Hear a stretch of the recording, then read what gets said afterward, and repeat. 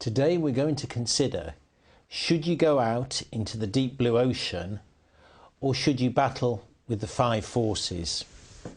And we're not talking about sailing here, we're talking about business strategy.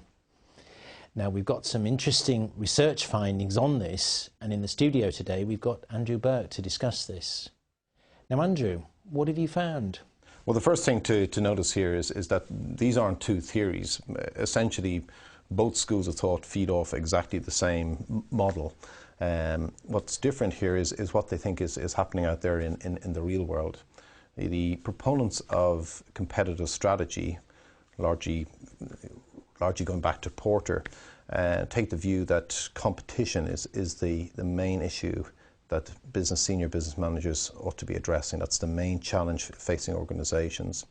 Whereas proponents of the blue ocean strategy take the view that innovation that creates new market space, that taps into unsatisfied consumer demand, that finds uncontested market space, is in fact the right strategy. And if you pursue that strategy, then competition can become quite irrelevant. Now, Blue Ocean Strategies had a lot of enthusiasts, and people like Starbucks and Dell have been cited as examples of where you can get into territory that is uncontested and it's great. Now, you've had a close look at this in practice, haven't you? Yes. It was a joint research with Erasmus University in Rotterdam and EIM.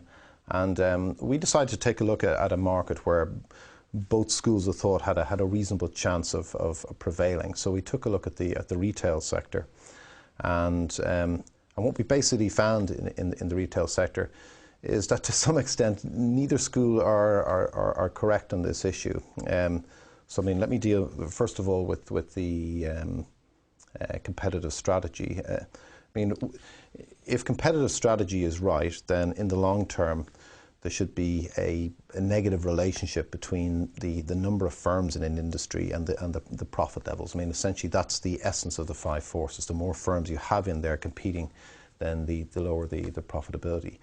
What we find is that in the long run, yeah, that's true, but it's actually quite a weak force.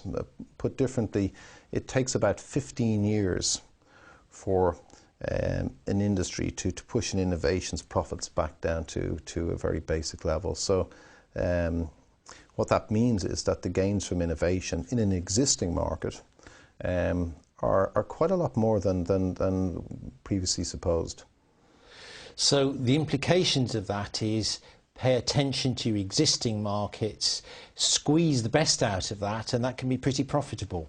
Yeah, absolutely. I mean, as I said, what we find is that in relation to the retail sector is that as the number of firms have come into the market, the market has actually expanded, and this tells you that these firms can't be just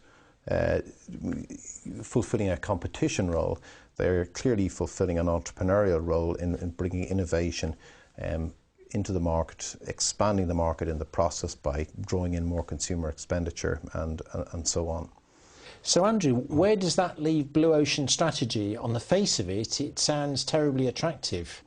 The results provide some partial support for Blue Ocean Strategy, particularly in relation to the role of competition, which, as I mentioned, we found it not to be as strong as previously imagined, and of course the role of innovation.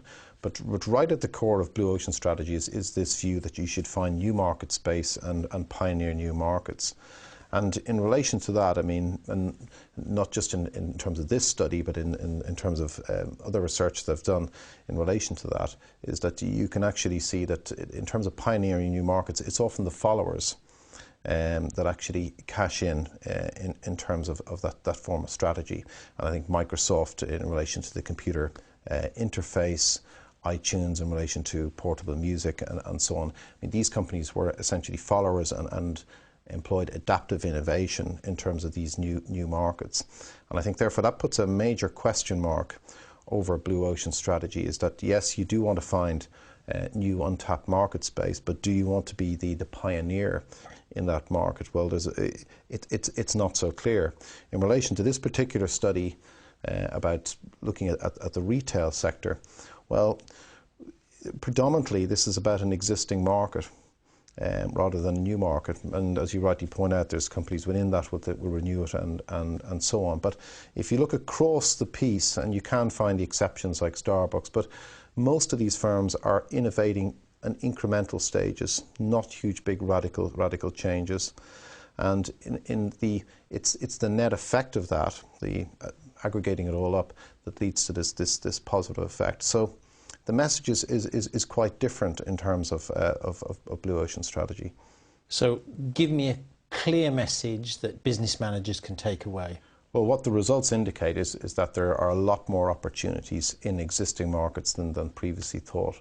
I mean, most of the kind of exciting sort of business press covers, new industries and fast-growing markets and so on. But what this study clearly shows is that innovating in existing markets is quite an effective strategy, that competition is a much weaker force in terms of eroding the benefits from that form of innovation. And thirdly, the type of innovation that you need to look at doesn't have to be the big, radical, revolutionary type of innovation. It's more incremental, adaptive, and edging your way forward in the market. That's very clear. Thank you very much, Andrew. Thank you.